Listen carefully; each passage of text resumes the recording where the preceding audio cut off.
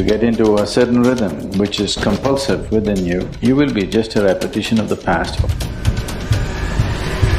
If you want to break your emotional rhythms, these are simplest tools, maybe drastic, but if you don't want to waste time in your life, that's the way to go.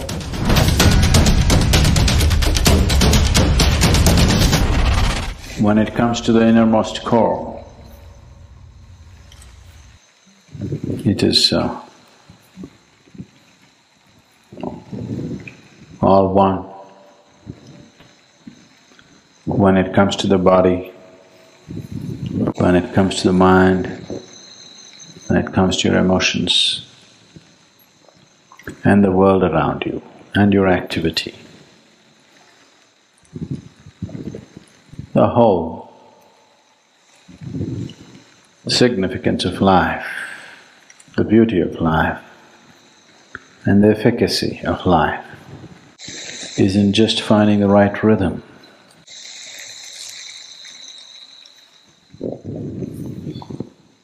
What is your rhythm?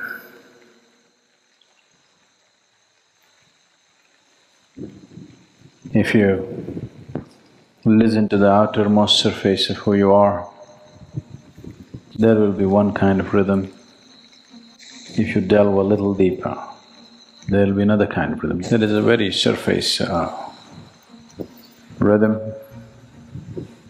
which will find expression in very fundamental needs and compulsions of who you are.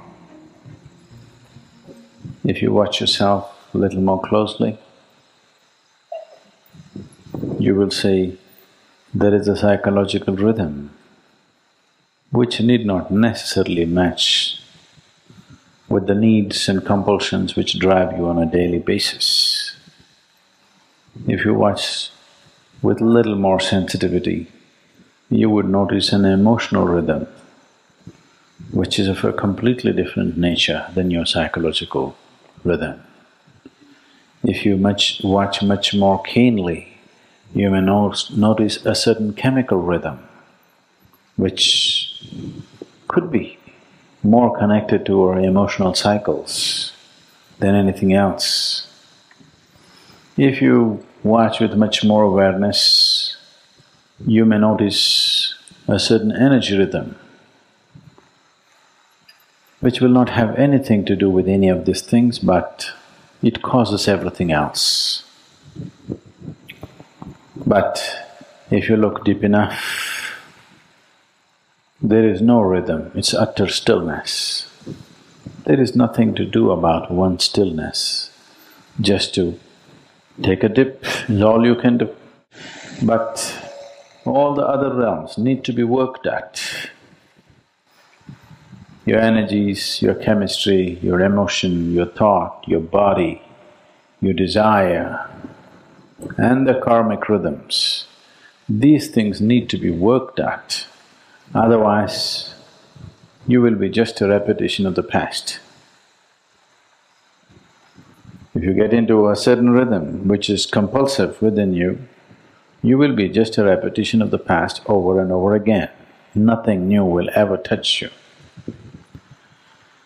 So to find the rhythm and consciously to change the rhythm, to make the rhythm more profound, more complex or more simple, above all, to be able to consciously change the rhythm, not to be like a broken record, that you go on singing the same rhythm all the time, all the time, all the time. At the age of 60, somebody comes to me yesterday and says, my husband is not paying enough attention to me. I said, you must be glad. If you had these prayer problems when you were 18, not good but understandable. At 60, you still have the same problem. At 60, if you're still a teenager, oh, nobody's going to tolerate you. Yes? Nobody's going to tolerate a 60-year-old behaving like a teenager, isn't it? So,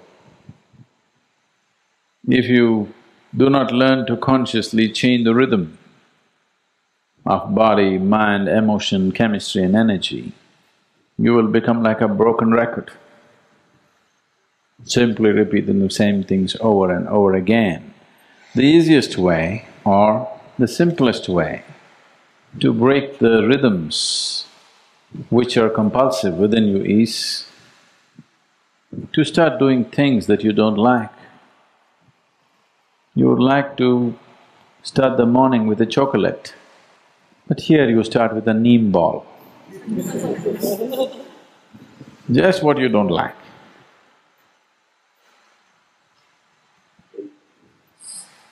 If you want to break your emotional rhythms, the simplest thing is to look for somebody that you cannot stand and to work with them. Choose them as your partner to work with, somebody you just can't stand.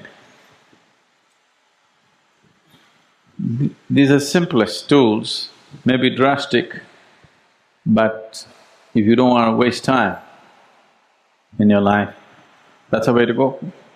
To just get up in the morning and do what you don't like.